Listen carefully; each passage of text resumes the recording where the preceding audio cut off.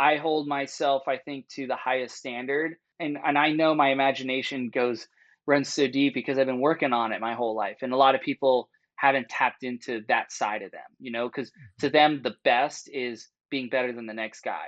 But in my mind, the potential I know that I could reach is stuff that no one's ever done, and it's unimaginable.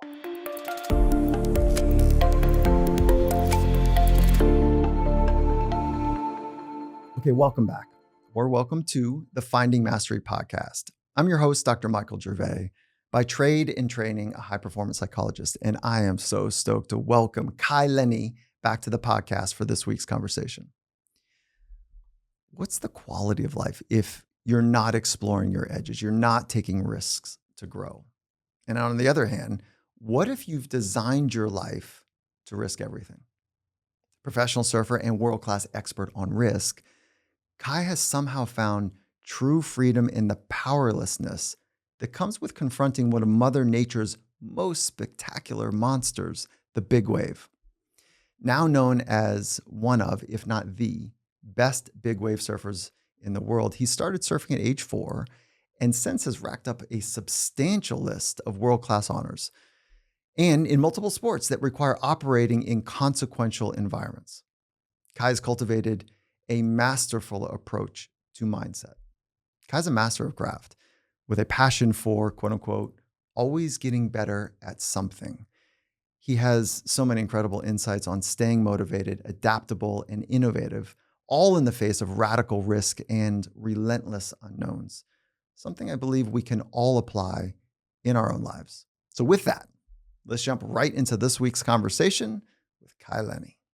Okay, Kai, I want to start with this really big and broad question, which, you know, you've got insights and experiences and stories to share that are really uncommon. Like you live an uncommon life in so many ways. But I want to try to make this bridge between you surfing some of the heaviest waves and most consequential waves in the world to like the everyday person that might not ever get in the ocean, let alone surf at any consequential wave. So what do you hope people listening can learn from you and the way that you've approached your life?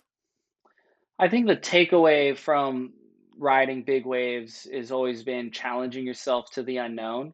When you ride big waves, you constantly are experiencing kind of a new experience every time you hit the water. Even if you return to an existing surf spot, uh, big wave surfing is just so unpredictable, and it's kind of gaining the courage, but the confidence through the experience of doing something in the unknown, something that you haven't personally been through yet, that I feel like biggest growth sort of happens. And that's been my draw to big waves is it is a fun combination of not only athleticism but innovation, and then meets sort of opportunity.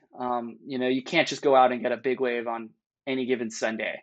It really tends to happen 5 or 6 times per year if you're lucky, where you're in truly exceptional conditions. And even then, sometimes the best swell of your entire lifetime comes in and might be the last time you ever experience something like that. And so being mentally, physically prepared, that's on the performance side. And then, you know, thinking outside the box, working on the equipment, working on the details of the session you're going to have, but then also being able to be sort of able to adapt, being adaptable to anything that's thrown towards you. That's sort of that unpredictability of the surf. And everything I've learned doing big waves is totally translated to how I approach my daily life, how I could be more efficient in what I'm doing, when to push really hard and when to back off, because life is all about sort of timing too. Most successful people end up becoming really successful because they either get lucky with their timing or they're smart enough to position themselves at the right place at the right time. And that's like trying to catch a big wave. There's so much more that goes into just riding a big wave. It starts days, if not weeks, if not years before, where I almost like a couple weeks before I might be able to predict the exact moment the biggest part of the swell is going to hit this spot. And, thanks to so much technology out in the ocean, as a surfer, you naturally become a meteorologist. You're constantly looking at the weather maps. You're constantly trying to understand how waves move, all the sort of different, ways you can measure waves, from the vertical sea height to the interval between the waves to even the force that the waves creating, commonly measured in joules. And so those things, and then the timing of when it's hitting buoys or hitting other places, you can sort of predict down to at least the every half hour exactly when it's going to be largest. So that's like the fun part too. And you can't help it but cross over into other facets of life. Okay, what I hear in there is like big general themes is it's about figuring out how to deal with unknown conditions. It's about Absolutely. figuring out how to deal with fear, maybe of those unknown conditions, but also of the presenting conditions when information or the experience is not going according to plan and it's dangerous. So it's like the Mhm. anxiety before of the unknown, it's the fear during when it's not going according to plan. And then I hear you talking about the need to adapt and then when to push, when to back off, when to adjust, which I think is Mhm. in and of itself a very important psychological condition. And then the preparation required to be able to deal with the fear and to be able to adjust and adapt. Does this sound right so far? Oh yeah, I mean spot on. And that's the interesting thing is the themes that you just mentioned, it's so common across all walks of life. And if you're it's like what makes a really good story is sort of that kind of the mythological structure, sort of the hero's journey, right, of a movie. But it's like the action or that CGI that everyone's seeing, or the kind of the coloring of the story. For me, big wave surfing is sort of just the coloring of, I would say, the most extreme version of these themes, where there are like life and death consequences, of course, but they're just elevated versions of what most people might experience daily, but not realize that's what they're sort of experience. Like trying to describe a color to somebody is like pretty difficult if they've ever seen it before. And once you make people aware of it, you're like, oh, I could see the commonality and kind of the crossover of it all. So everybody has their own experience here with what we're talking about, but not everyone surfs waves. But like if let's talk about the waves in general. Like everyone has their own wave that they're trying to be connected to, that they're trying to surf well. And it's not the Totally. biggest, tallest ones that we're talking about. But like when you think about that crosswalk from literal huge waves into the everyday waves, what are some of the everyday things that you pucker up when it comes to like the unknown or you have fear with or it challenges you to adjust well, like that you're preparing for in return? Like what are some of those for you? Well, no doubt. I think just having my twin daughters, Senna and Willa, has been like kind of that unknown, like every time you seem to like figure out a routine, get them down to sleep, or fun activities, they grow so fast that it's like this constant thing of like being able to adapt. And it's scary being a parent sometimes because you love your kids so much and you want the best for them, and then you have to know when to be very attentive, and then you also need to let them experience and learn things on their own.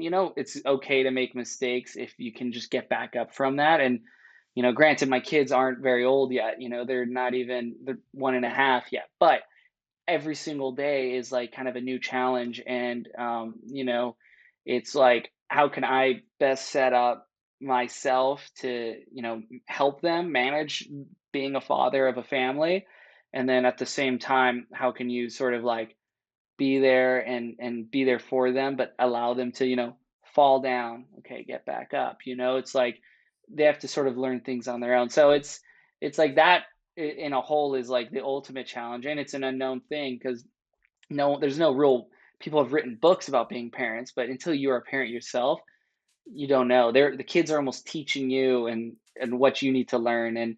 And so anything that I ever learned from the ocean is directly applied to my kids. And the great thing is with having my kids recently, like I've become way more calculated, way more methodical, not only in the water, but also on land and how I prepare for these swells. Like I'm so much more detail oriented now, and when the big day does come, I can kind of relax and let go. And in some way, I'm learning a lot from my kids, just being a parent, and that's really exciting. Okay, you slipped something in there about mistakes. So I want to go in two-part order here. I want to talk about the insight about mistakes, and then something changed and you're different now that you've got kids. So I want to Hmm. unlock that a little bit. All right. So the first part you said like you want to encourage them or some form of that to make mistakes. Mistakes are okay as long as you can get up from them. Hmm. Okay, so that's a really interesting nuance and insight. Help me understand. What does that mean? Well, I mean, it's not like you're encouraging them to make mistakes, but one thing is for certain, everyone's going to make mistakes along the way. It's not even like bad mistakes in terms of like doing something maliciously bad sort of thing. Just, maybe you don't have all the information and hindsight's 2020 and you're like, "Oh, if I could have gone back and done this a little different." But sometimes maybe you haven't processed everything that you need to make the most informed decision. And as a kid growing up, it's, the mistakes are maybe I shouldn't touch that because it's hot, or, you know, that grass is really itchy when I lay on it. It's something simple like that, or, maybe I shouldn't bite my sister. It's stuff, it's little things like that. It's like, I don't know. I just think that as long as you learn from it and you come away better, you're just going to keep being able to climb that ladder to greater success, to being better. And most people, I think, experience something called resistance, which is like the fear of actually just taking the first step and doing something. And then resistance being, I made this mistake once, I'll never be in that position again. But in order to get to that next level or that next step, you sort of have to allow yourself to be in a position to make another mistake. And, with a more informed decision, maybe with hindsight, you could actually, make the right call. And, it's growth. So if you're not making mistakes, like in my field of stuff, if I'm not falling on a big wave every once in a while, I'm probably not pushing hard enough. But I train so I can handle those falls. And it's scary at first, but in order to get the best out of me, I got to be able to ride without fear, sort of thing. And in order to ride without fear, you sort of have to experience the unknown a little bit. And that's a mistake from turning on the wrong part of the wave and falling, you know? Yeah, for sure. Do you have an experience in your life where you made a mistake and you weren't sure if you were going to be able to get up? Mm, Not necessarily. I feel like I was always taught from my parents, to just learn from my mistakes and to always make right by them, regardless of what it is.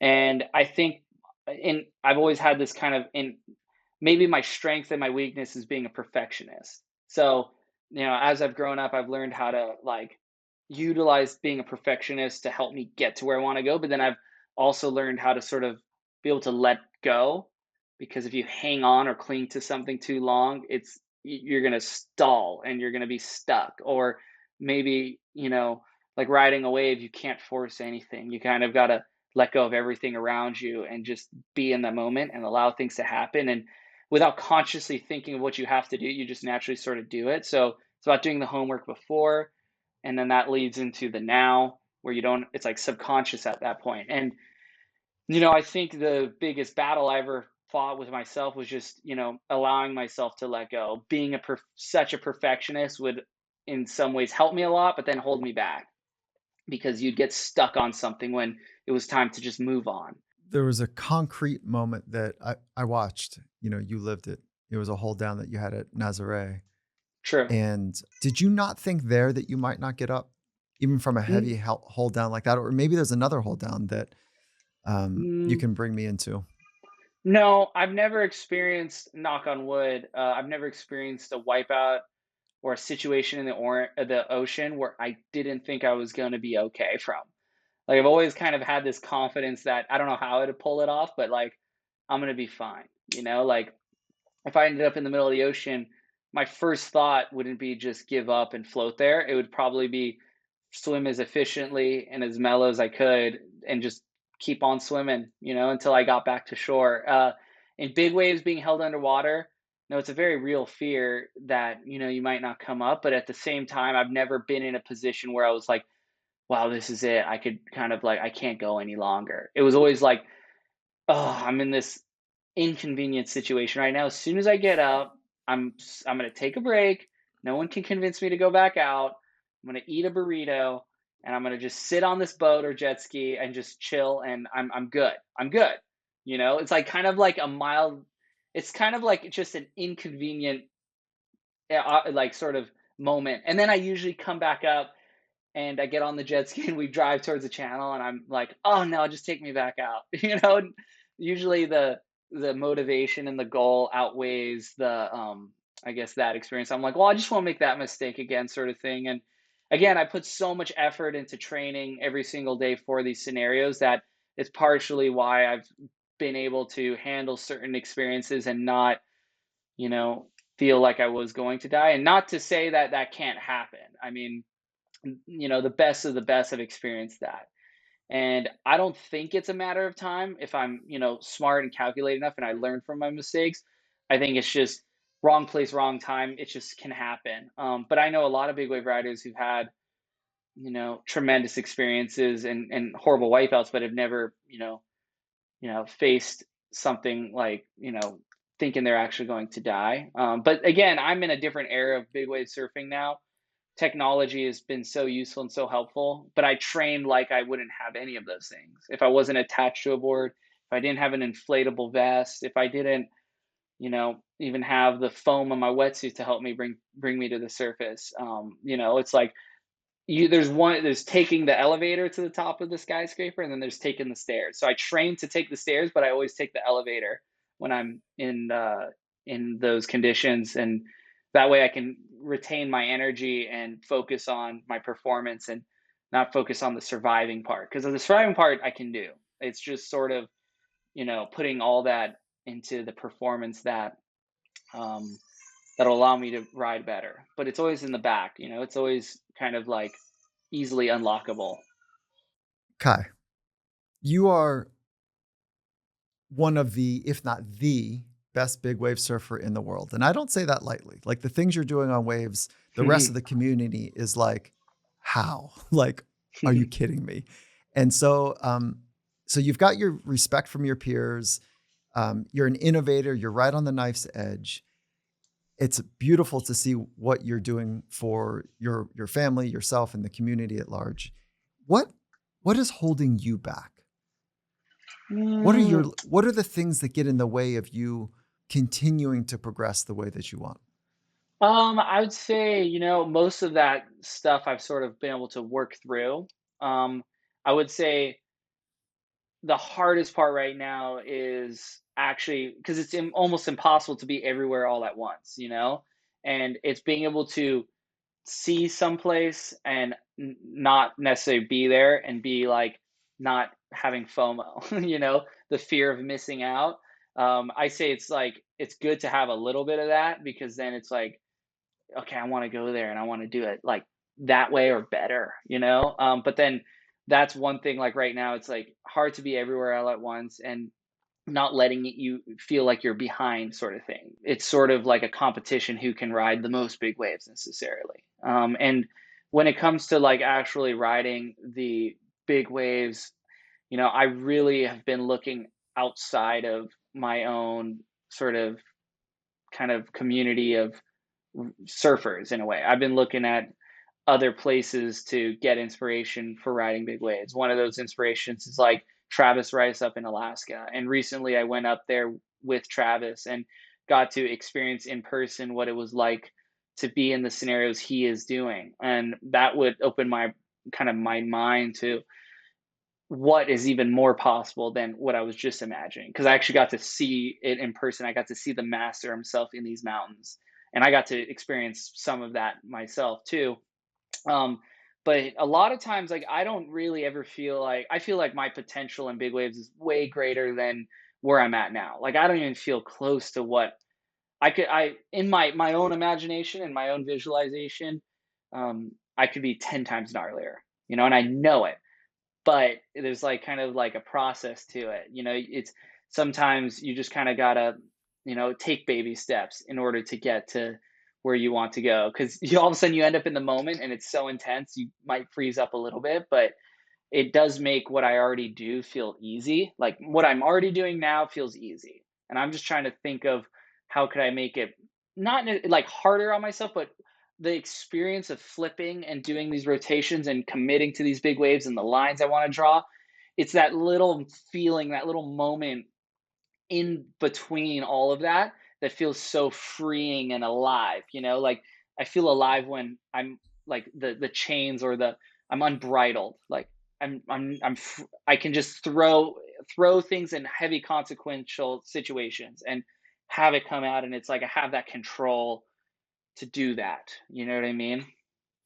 That insight in a world where people are fatigued from stress and anxiety and a relenting pace at work and a Mhm. 24 by 7 global economy, like there's a fatigue in our humanity that is, I mean, it's dangerous, right? Like this is not a vibrant way to do life the way most people are living. Right. And Totally. okay, so you said something that's really important, which is like I'm designing my life to go to the hard. And because I know if I do that, then I can and I get better, I get some unlocks, I get more familiar, I learn, then I get this feeling of freedom, this unbridled, unharnessed freedom. Oh, absolutely. It's Mhm. like I do like what I do love about being in the water is I feel in some ways like I'm stepping outside of society's bubble, and even the cops can't get me out in the water. You know what I mean? Like I feel like it's my domain, and it's because I've spent, of course, so much time in the water doing it. But it's like it's just that feeling of being like that freedom, of course. And then when you're trying to do something, but you're also trying to do it and try to get maybe the satisfaction of others, or kind of like, wow, that's sick. In surfing, and you know this so well, is that there's what's considered core and what's considered not core.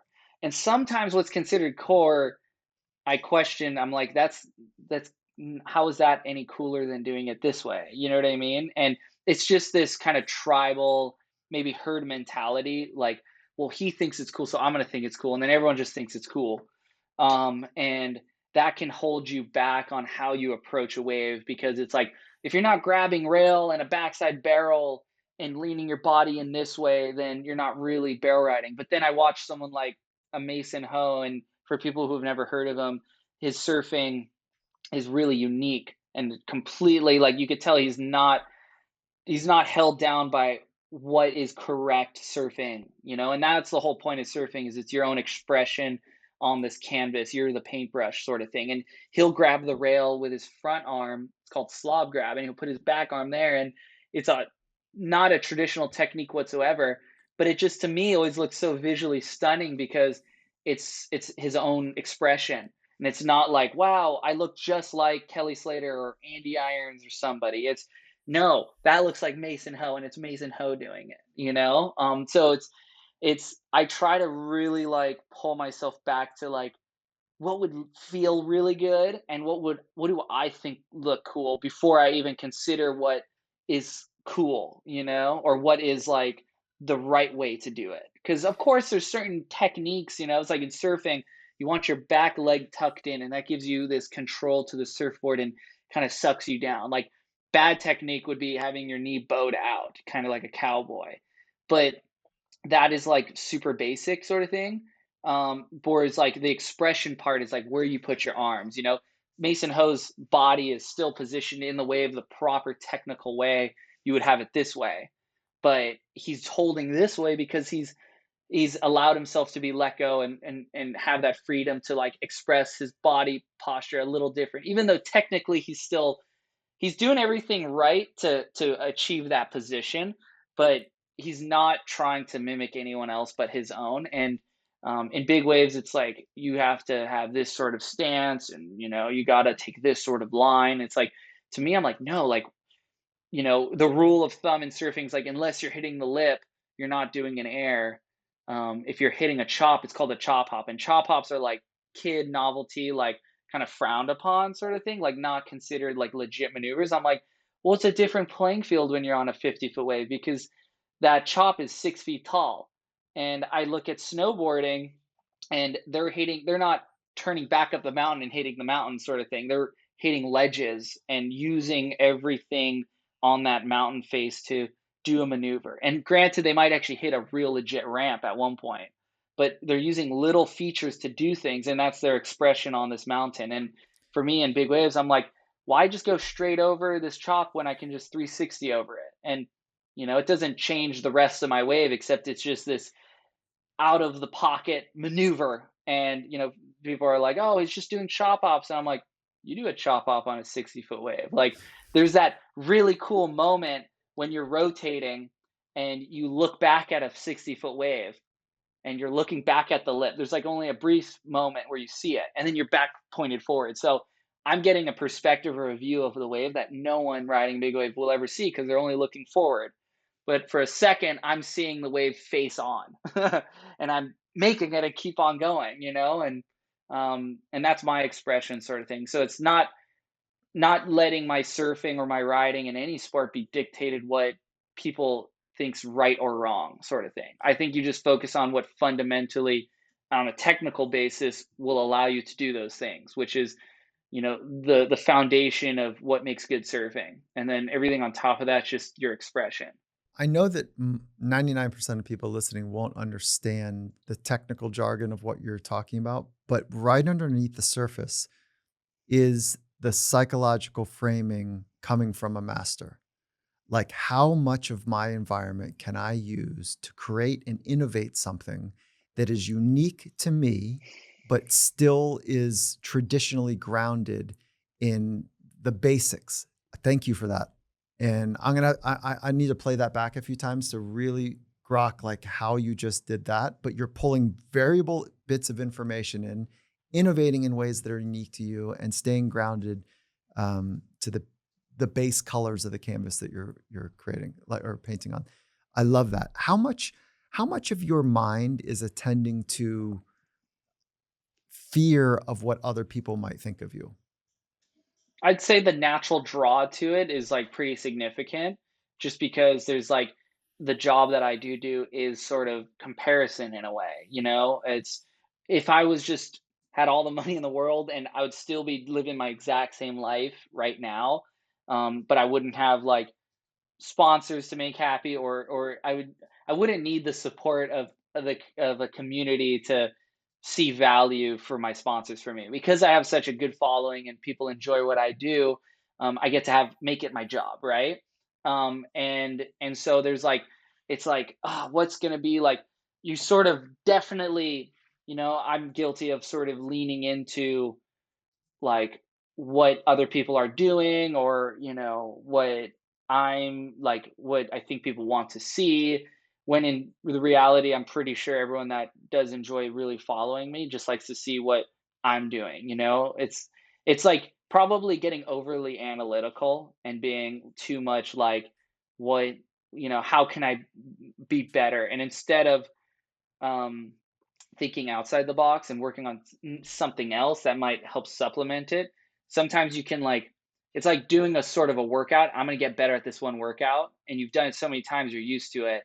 And at a certain point, you almost have to do a completely other style of training because it's going to be super hard and new. And so that's kind of like in a little bit of a way trying to explain um not getting caught up on one sort of thing. And so when I feel like my best riding, my biggest innovations come when I'm able to separate myself from trying to impress others or trying to do what I think maybe people I look up to or people that have inspired me would think you know and I think that's just a natural draw that everyone sort of has. And whether you read into it a lot or not is one thing. I think it's good to be aware of it because it kind of like it's an easy measuring stick to just see where you line up, but then you move away. And I have a lot of friends who don't even care and they're just out doing their own thing, and it's awesome. But I do see a lot of opportunity in like just having a conversation with you right now, like already got my mind thinking a certain way. And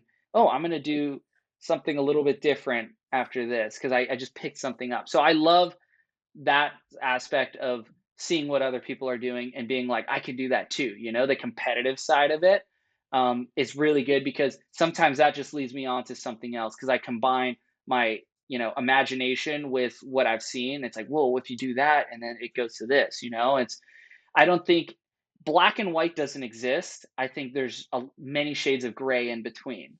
And it's just, even the water sports that I've innovated or am trying to innovate or like invent, I'm always looking for the gray area that I could see have the most potential for growth. But that comes from being able to identify two different sports and then see, like, okay, have that why in there. It's like high performance. Can I do these two different sports? But what if I put these sports in this particular condition, which is in between these two sports that are at their best? There's a gray area. And then it's like, wait, what if I do this and that and I change my equipment there? Now I have something that's high performance because nothing in this gray area was high performance enough for me. It wasn't fast enough. It wasn't big enough airs. It wasn't my artistic expression that I could do. It's slow. It's maybe lazy for me. So that's the same way I sort of can think about in comparison to others. It's like use it as fuel, but at the same time, I know I stick to what my imagination is sort of telling me. That's what's up. Okay, slight pivot here. There was in our early conversation in 2016. I mean, 7 years have gone by. It's amazing. This is what you said though. At 22, age 22, I almost feel like I hit a roadblock. I love what I'm doing deeply, but I need a goal that if I won or if I achieved it, I would feel like it was something that I didn't think was possible. I've achieved so much at a young age that it's like kind of this anxiety like, God, I need some purpose. I need to feel some purpose. When you hear that now, still the same? Has it Totally. changed? I And if mean, so, I think the when I feel like I have a real purpose in front of me, any anxiety goes away, fear of death, longevity of life, all this like normal human traits to be kind of worried about just completely disappeared, and I'm living in the moment. And the way we perceive time, I sort of believe that time happens all at once, and it's just the way we're sort of perceiving it. you know um and sometimes time moves really fast when maybe you're too focused on something and things are just going by like in a blink of an eye, like you're not aware of your surroundings enough. But sometimes when you're too like I'd imagine if you're like, when I'm on an airplane and I'm like frustrated, I'm on an airplane, 8 hours feels like a long time. But when I'm at home, 8 hours goes by that quick because that's so much going on, right? And I think obviously when you have kids, it's a purpose that is indescribable. You don't know until you have kids of your own what it's like to have a true purpose. Like for me, I would never was sort of worried about dying because I'm like, gosh, it's like surfing big waves. It's like, if it happens, it happens. If it doesn't, it's like I'm gonna keep going. But when you have kids, it's like for me, it's like, gosh, I want to see their story unfold. I want to be here as much as I can, and that purpose with them gives you this dad strength or mom strength that is like unrivaled. And I think that's why if I was underwater, I wouldn't be. If I was ever in a scenario where I thought I was gonna drown, it's easy to give up on yourself, but it's hard to give up on people that you really love. For me, I wouldn't be fighting to get up necessarily just to save me, but to be with my kids. Selfishly, I just would want to be with them and hanging out and see their story evolve. And now I'm growing up with them again.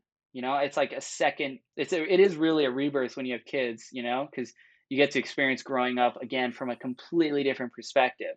Finding purpose, I've just gotten really good at always having things to chase after in my own sort of sport. Like, I'd say the landscape of being a professional athlete's shifted from, okay, sponsors are there for you because you're competing and you're really successful at competitions. Now it's gone so media based, social media, movies, TV, whatever. Basically, you have to now create something. And for me, I'd rather just be competing, but there's no competitions except for a select few that you can do. And it's not frequent enough in at a current place I am with my life, I have so much opportunity to, create new waves of riding waves and then challenge myself against these giant waves. It's almost become I'm almost creating my own world tour that I'm competing on. And I'm competing against myself. I'm competing against Mother Nature. You're never going to defeat Mother Nature, but you can at times match power with power for a moment, like be in complete harmony with that chaos of a big wave. And so that's my competition sort of thing. And if there's a competition that comes up, I'll answer it. And that is a totally like human controlled, like, okay, you're not competing to be the best you're competing to impress the judges. And it's a completely different approach to your expression because the judges are looking for a look, they're looking for a style, they're looking for all these sort of things. So you're trying to impress the judges. And that's why most people don't win competitions much because they're like, I'm going to do it my way. And it's like, yeah, but if you want to play the game and you want to win world titles, you got to figure out exactly what the judges are looking for and you got to surf for the judges. You have to be you kind of you it's not necessarily your own expression of what you think looks good that's going to get you. It's going to be how can I wow the judges the most. And I may not like riding this way particularly, but this is a way that they're going to reward me the most. And so some of the most freeing part of all of this was not having, you know the competitions to be in, and then to basically go out there and have it documented so I can keep my sponsorships, but at the same time, kind of just lean into what I think looks the best, what for me feels the best. Are you trying to be your best or the best? Which one? I think if I'm at my best, I'm at the best. That's Okay. just my perspective on that. Yeah. Humbly said and agreed. The reason why I mean, just to Mhm. explain that answer, it's the reason why is because I hold myself, I think, to the highest standard. And even and I know my imagination runs so deep because I've been working on it my whole life. And a lot of people haven't tapped into that side of them, because to them the best is being better than the next guy. But in my mind, the potential I know that I could reach is stuff that no one's ever done, and it's unimaginable. And it's all unimaginable until it's actually done. So if I could be at my best, what I know I could be in my head, then there's just no conversation. And I'm not saying I'm there yet, but what I do know is that in the sports that I choose to do in and any field I choose to be in, I can understand, okay, this is the current best, what is actually possible. Like this is where we've reached so far in a physical aspect, but like mentally, you know, this is where we could actually go. And so if I can achieve that, then, at least in my own heart, I know that I'm the best in the world. And I don't necessarily need to be told that I am, because I'm at the end of the day, you are competing against yourself, even in competition. You got to serve the judges, but if I'm at my best in a competition, especially in big waves, I feel like it's mine to lose, and that's just how I feel, deep down. And in big waves, if you don't have the wave, you're not going to win. So there is a luck involved to it. So it's just it makes it exciting. Whew, I'm going to use this word provocatively, not insensitively, but Totally. much of the world thinks that you're crazy. What you do is Mhm. absolutely at the edge of sanity, and Mhm. I just want to know how you respond to that. It just almost seems like, not to be provocative with this, but it seems like a joke sort of thing. Because to me, I feel completely normal. Like I feel like I know a lot more people that do the same thing that I do that may in fact be unhinged. But for me, I just feel like the only reason why it seems crazy is because, something what I do is so far removed from how they live their lives. And I think if they grew up the way that I grew up and in the conditions that I've spent so much time, it's just the natural progression. There's nothing that's reckless about it. It's like very methodically, you know, approached and thought out. To me, I would say it's crazy. I mean, how do you run $1 billion business, for example? You know what I mean? Like that's crazy. It's like it's someone's always going to think something's crazy that they're not, I would say, really informed on, or if they're not actually doing it themselves, because it just seems like such a massive mountain to climb. Um, and uh, and so, yeah, I don't know. I feel completely like a normal person. I think my advantage is kind of like my, undying support for myself, like when I was a kid, I always told myself I will never like quit. The only time I will kind of like let something sort of go is because it's like, okay, you're beating your head against a brick wall, and it's like, why not take a step back and realize you can actually just walk around the brick wall, and it might take that reset, but like, kind of quitting just to quit because it's too hard is never an option. It's just kind of like taking a step back. And that's how baby steps have always been my approach in everything that I do. And it all sort of adds up. And now the baby steps look really big to everyone else, but it was always that natural sort of progression. And I've just been doing a natural progression for consistently for a long time. And, I think more than anything, it's about consistency rather than putting a huge amount of effort for a short period of time. That is cool, man. What marks the good life? When you think about the good life, what is that for you? I'm living I'm living the good life right now. It's like, gosh, I get to, if big waves exist, I get to go chase after big waves. I got an awesome wife. I got amazing kids. I live on Maui. I think materialistically, you're always like, it would be great if you had this or that. But then again, I don't feel like I need any of that. It's like the only stuff that I usually want that's materialistic is helping me become a better athlete. It's kind of tools, It's like if we adjust this board slightly, it's going to help me. It's just going to help me get to what the feeling that I'm chasing after. But the good life, I'm living it right now, and it's almost so good that I want it to last forever, and it never ends. And life is short and sweet, and so got to enjoy it while I can. But it's like I'm in the position now where I'm like, can this just be forever, for all of eternity, just this right now? Because it's perfect. So what does the average training day look like for you? So let's talk about the preparation. And of course, I'm more interested in how you're training your mind to be focused, to be clear, to be flexible when it's not going according to plan. Like I am interested in how you go about building those skills. Now, like before, when I was just, didn't have kids and, was able to just be on the water all day, every day, all day long, there's like one thing that I've learned, if I've learned Wait, anything, hold on, hold on. How are you dealing with the kids in the background? I love it. I think this is hilarious that you've my got wife has we're her we're hands full right now. we're, They we're get having a really serious fired up. conversation about whatever, and then you've got in the background. I can barely hear it, but I'm sure you can really hear it.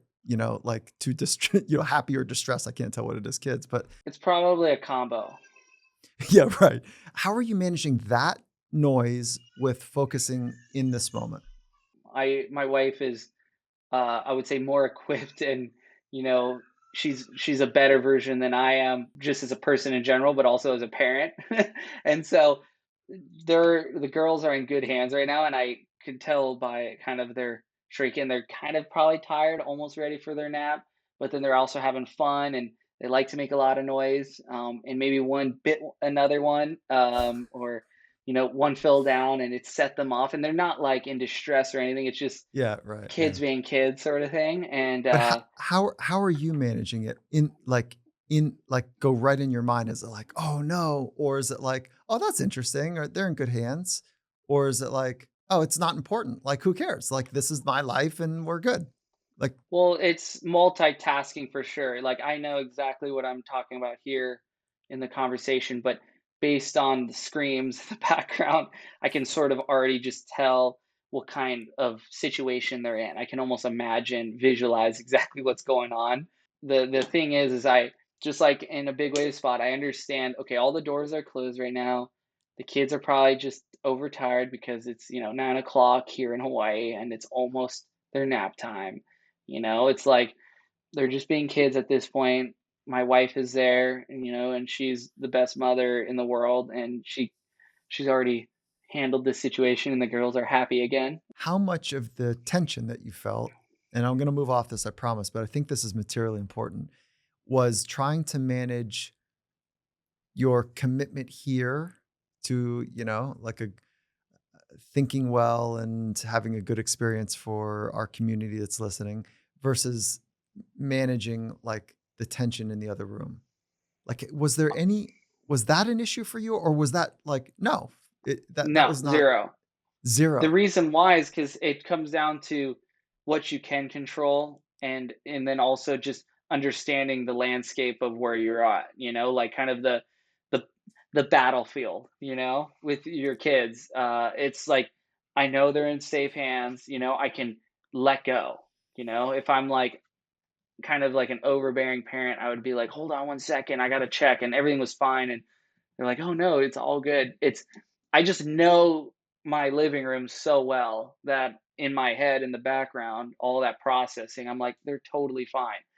Like I said, if we were in Bali, it'd be a completely different scenario. That's right. And this is, I think, the big takeaway for me is that you, you understand really well. This is part of your operating system in life is what matters as a primary and what matters as a secondary feature or function. And what primary safety of your kids, secondary is like our experience, but that that is that is not even that important to you because you're dealing with what's controllable and that gives you this ease through life because you're like, "Oh no, no, no. I'm focusing on the things I can control. I'm assessing danger quickly and accurately. I use my imagination. I know the scenario. It's good." And that's just a distraction for somebody Totally. maybe, but for me, like, I'm here with you, and that's actually okay what's happening in the other room. I'm here with you. And Yeah, that's that I think is a bigger insight aha moment than, well, we couldn't have planned for it, so it's pretty cool. But that philosophy or philosophical way of going through life, I think has led you or has been paramount to lead you to be one of the greatest watermen, sports people on the planet, highly regarded as one of the almost a legendary talent. I'm not sorry, generational talent as a water person. So that was cool. I really appreciated that. So thank you. no problem, and I mean, just to touch on a little more of that, it's just interesting because I used to stress out a lot about, gosh, to be able to battle, I would say, the world, not in terms of like what you can do on the water with all these different sports. There's only so much time in the day to do all these sports, and ideally, it's like, or not even ideally, but like, I guess in an anxious way, you would be like, I'm gonna just do all the sports every single day in a row, so I like know that where I stand in terms of like my performance level and what other people are doing, because easy to see what incredible things people are doing around the world with social media and all that now.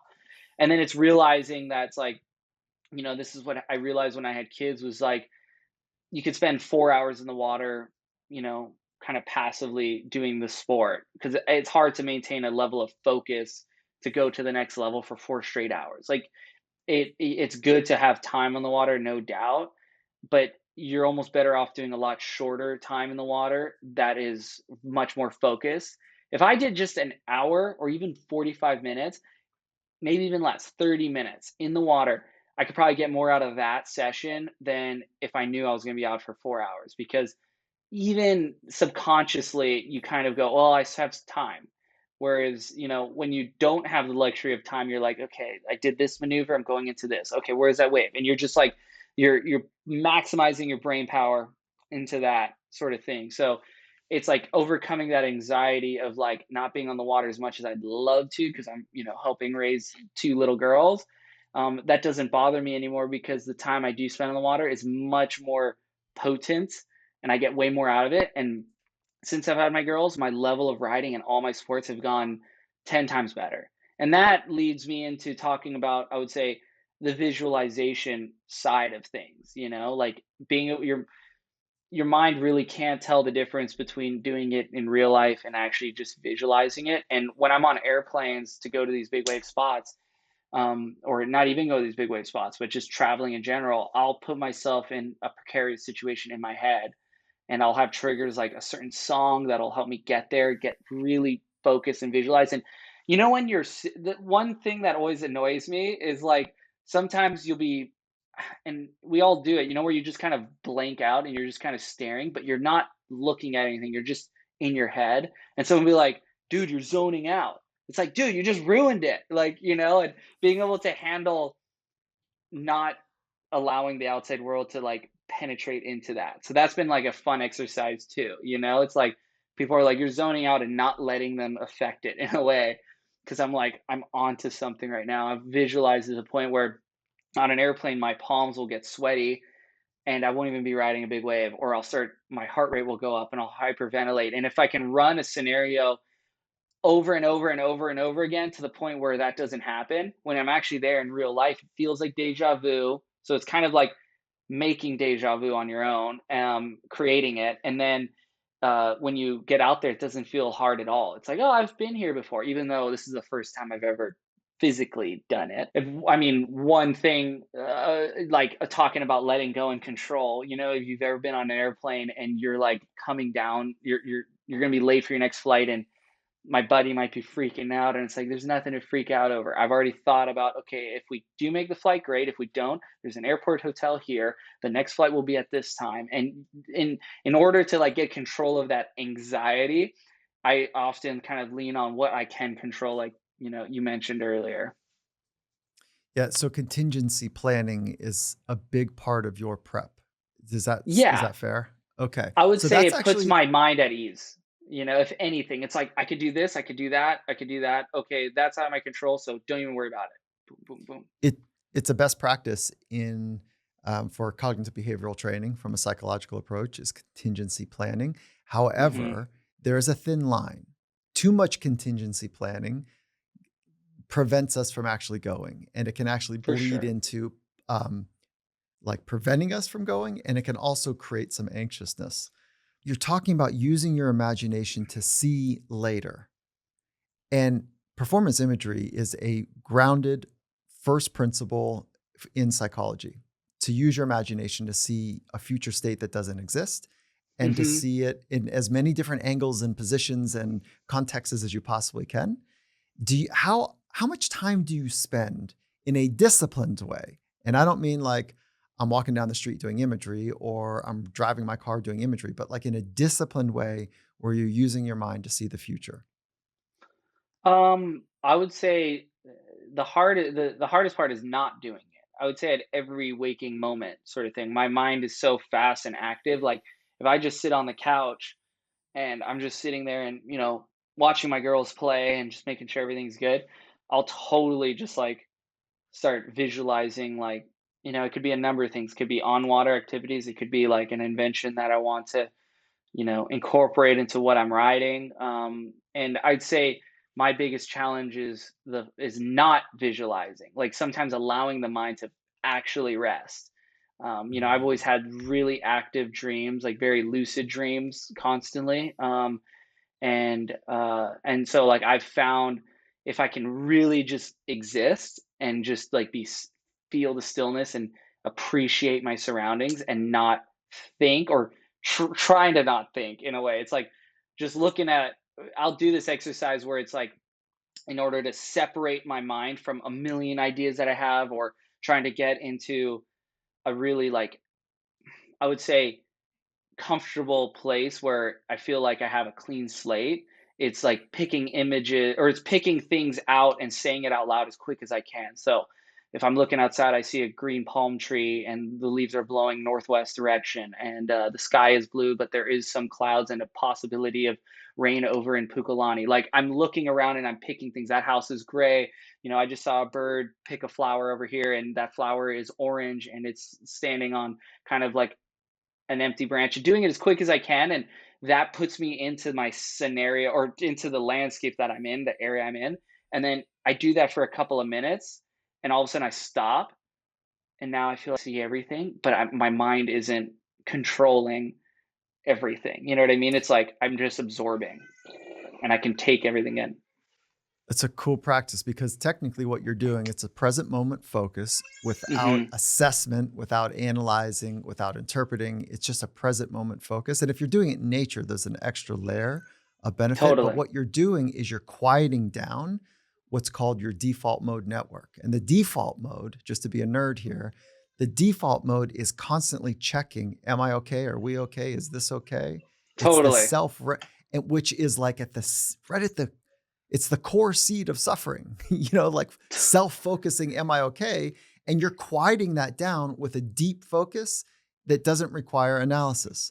And that's a really cool entryway into a calmer mind, a more eloquently focused mind on the task at hand rather than try to protect or persevere. Yeah, and that's been really beneficial. I would say really helpful, just to like right before I do something like ride a big wave, or maybe it's been a long day, and you feel kind of the weight of it on your shoulders, and your mind feels overwhelmed. So I don't do it. I only do it when I sort of feel like into that, because I do like when my mind's really active, because I'll get onto these kind of roles, and I'll be like, I'll be getting all this information in my head. It feels like it's being placed there, and I'm like, I got to write this down, because this is like key details I don't want to forget, and then I'll put it to the side, and then I can like move on as well. But Okay, let's go back to imagery really quickly. Do you do you spend time like closing your eyes and seeing excellence later? Is that a yeah. practice you do or is that not part of your routine? Well, so like my routine, I would say I try to put myself in multiple scenarios, the outcome being really good. And once I kind of get comfortable with the outcome, I will kind of confront what could happen and how I would get out of it. So it's the difference between, all right, I got this wave and I'm in this giant barrel, and the unpredictability of being in a giant barrel is it may collapse on you. It may crunch on you, and you've done everything right. You were in the perfect spot. It was just the wave that did something that you couldn't see coming. And so I'll like, oh, I made it through that chandelier, that big gnarly cavern. And then what would happen if I got hit in the face and I went underwater? And that's where you get that anxiety and that sweaty palms. And underwater, how would I react? Like I would be holding my breath, and I would just be like, how would I allow myself to process everything, sort of thing. And then, okay, I would hop on the sled. What if we lost the jet ski? Okay, this is what I would do. So I wouldn't get hurt. No one else would get hurt. But how could we get the jet ski? Oh, it's lost for good. Okay, let's go around this way and come on the rocks. And, like I will do both ends so that nothing seems unpredictable, or not even unpredictable, but nothing comes by surprise. And I think oftentimes we focus on what we want to happen exactly, but in an unpredictable situation like big wave surfing, all everything's going to happen at one point. What percentage of time are you seeing success and what percentage of time are you seeing yourself like navigate in adverse conditions or like where something's not going according to plan? I'd say it's like 70-30, 80-20. I will definitely focus on the what I want to happen, and like how I want to happen, but I'm not afraid to necessarily just hop back into the same scenario and be like, what if it didn't work out? Like, how would I get out of it? Because it's not like falling on a giant ramp necessarily, and or like hitting a big jump and landing on the ground, and you could just sort of lay there. The moment you fall on a big wave, or just in most ocean conditions, you're gonna keep going. And big waves in particular, it's like you fall, and then the ride after the ride begins. The most violent part happens, and you might have already injured yourself. And then you get slammed on the bottom, and then that wave goes by, and then you have another wave. And then you have to think exit strategies. It's like, okay, like having kind of an arsenal of options in your head. So if you're confronted with that situation, you don't think. It's just sort of like, oh yeah, this was the right thing to do. This was the right call. Okay, sacrifice the board right now because it might be me attached to the board being sacrificed. um, and then it's just a case by case, scenario. And a lot of times I never experience any of that. And I often think it's because somehow in this universe, in this matrix, I've already experienced it in my head. So I'm almost tricking the game. And it's like I can just avoid it. And I would say a lot of times when I ride big waves, I might only fall once per session, maybe less, maybe none. I've had sessions where I don't even fall, and I ride at my absolute limit. And it's just because I just so much confidence in how I'm going to ride that I don't make silly like blunders where, oh, I hit a chop and I didn't see it coming. It's like, no, I always knew there was going to be a chop there, or this is a possibility to land, not perfectly. Um, and then there's other sessions where you just fall like 5 or 6 times. But then again, it's like I've experienced it in my head already, that it doesn't feel unknown anymore. The fear of the unknown is what stops you from wanting to go. But once you already kind of know it, you're like, okay, it's not that bad. I've been there, done that. Would you say that the fear of the unknown stops you from going? It's using your imagination to help you become familiar with what the unknown could become that allows you to go for it more often. Yeah, that's accurate. Because it comes down to belief too. Like, do you believe you could actually do something like that? Because it's half the time it's battling with what you would perceive other people would think was possible, sort of That thing. At least it's that's what th holds me this back th sometimes. this okay, this I'm so glad we're talking about this because eventually you get to feeling what it Yes. feels like to be on the knife's edge, right? To be right at the edge of your limit of something. But this little thing here is, 2 things that I think are just for our community to embrace this part of it because I think people have a hard time understanding like, "Well, what does this have to do with me?" And I'll just pause and say, "You are becoming someone." And like seeing the best version of yourself without any physical consequences is a skill. And seeing how you want to navigate a conversation with with one of your children, a supervisor, a peer, how you want to present, whatever the thing is, like this is free and it's a skill that can be enhanced. And so here's the my excitement is that when I was walking home from school, it's like a 15-minute walk from school to the house, and on the sidewalk, and then there'd be bushes, and I'd imagine that bush as a section, and I'd float over it in my mind. So I'm not closing my eyes. I'm walking up a hill, floating in my imagination over a bush, pulling in underneath like a tree. I know you've done this as well, Oh, of right? course. Okay. So then I was like, this really helps because then I somehow felt more familiar in those kind of environments later, right? And I'm using my Yep. imagination the best way. And then when I got sophisticated, I closed my eyes and I can feel it. But what I really struggle with is like, can I actually drop into that type of wave and commit a bottom turn as heavy as I see somebody like you doing it? Can I do that? And and that's like even in my imagination, I'm trying to sort that out. And so you too do that as well? Oh, absolutely. It's like I would say there's no easy path usually. There's a lot of this navigation to trying to I think walking things out for sure. You know how you're using the bush as your imagination? I will Yeah. literally go in the yard and walk things out. Like, What does okay, that like mean? Like, like if I'll mix imagining and then also like the visualization part with actually moving my body. So like it's funny because I will catch myself doing it or someone will mention that I'm doing it. I'll like it's either that hover hang for the barrel, but I'll also do my arm position for a turn.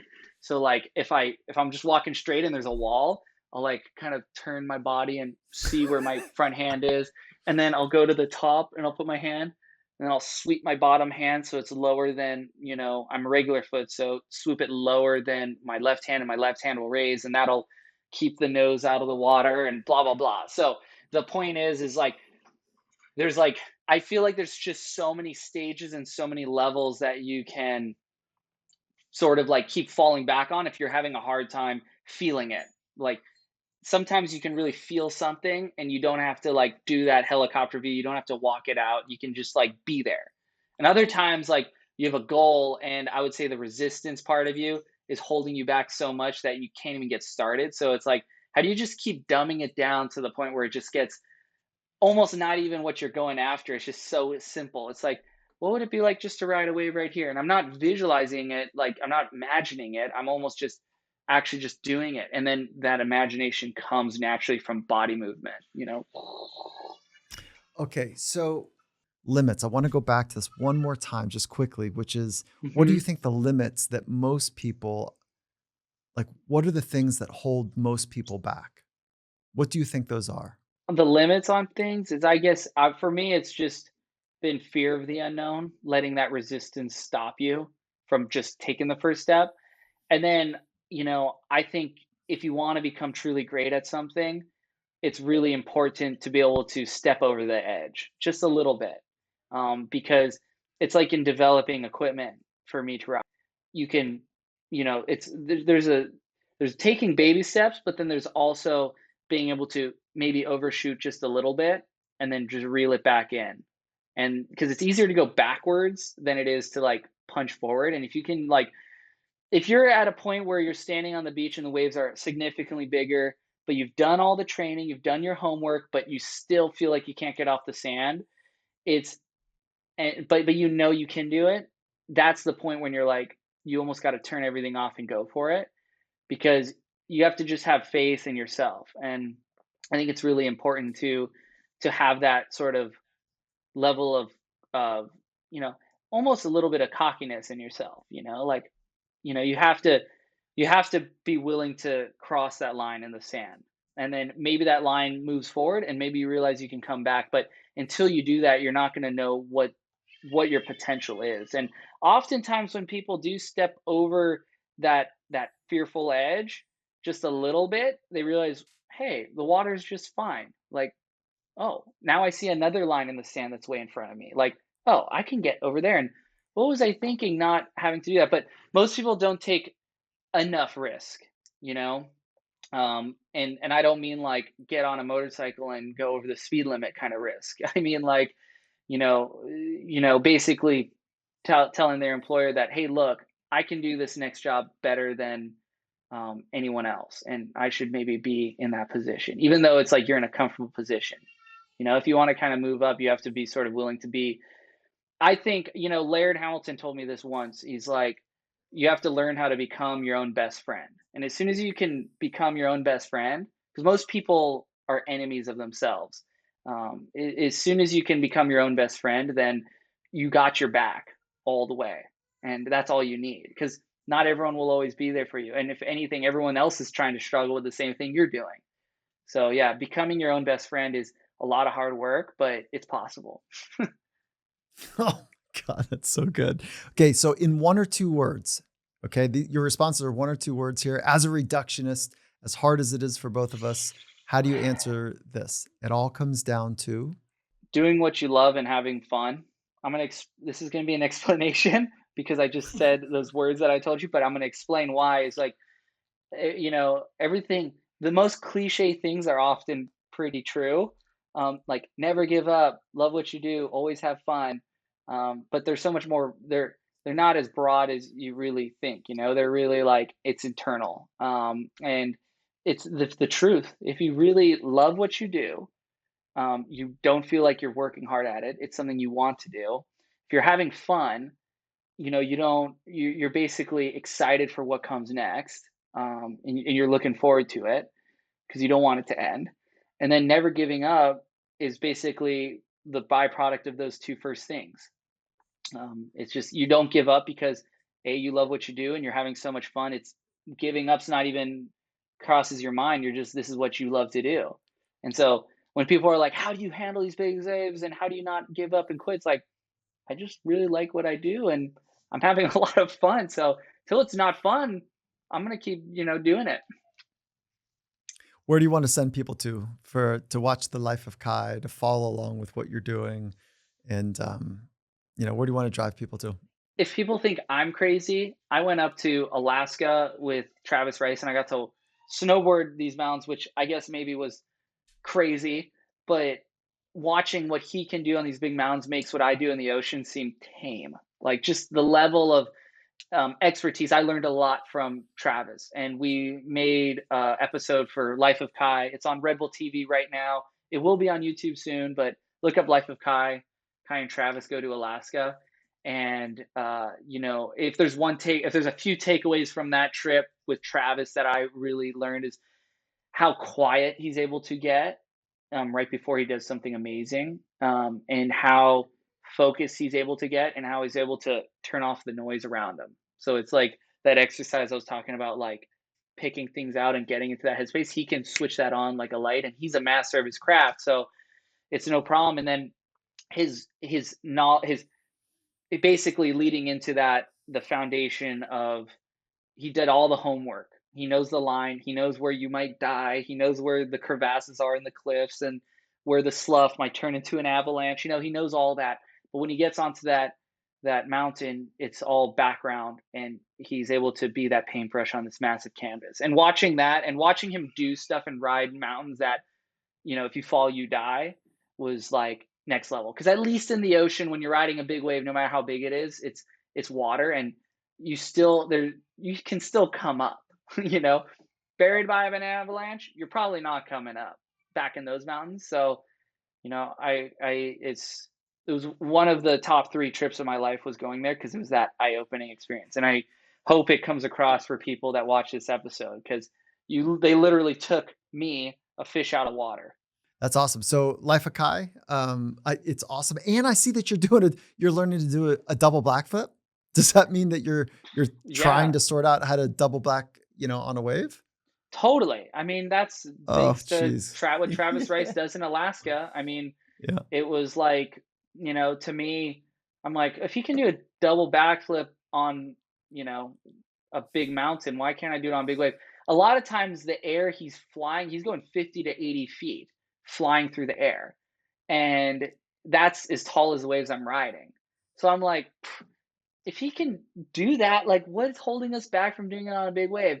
Well, what's holding us back from doing it on a big wave is it's the wave is moving quite quick, but then also you don't have the same ramp every time. And the hardest part about trying to do a double rotation on a big wave has literally been getting the opportunity. You can't just go out there and build the ramp and practice because you can practice on smaller waves, but it's just not the same until you're on a big wave. And you see that giant lip coming at you, and you're like, do I really want to hit it? And you end up going for it. And I've gotten close. Like I've landed doubles out the back, I've landed on the wave, but I've never ridden out, and it's one of those things where, it's consistency and there's going to be consequences. I'm going to get worked because of it, and that's part of the journey. And I feel like the moment I land one, I'll be able to land them all the time, and it'll be like, yeah, stepping over that edge, and then all of a sudden there's a new line in the sand, and it's like, well, if you can do a double, you could probably do a triple, you know. Kai, you're a legend for a reason. Thank you again. And I hope that we can be a resource and a support for you, whatever you're doing. So let us know. And then I want to encourage our community to head over to Kai Lenny, KAILENNY, all social. All the links will be in there, and check out the Life of Kai. It's epic. Thank you. Thanks for your time. It was fun.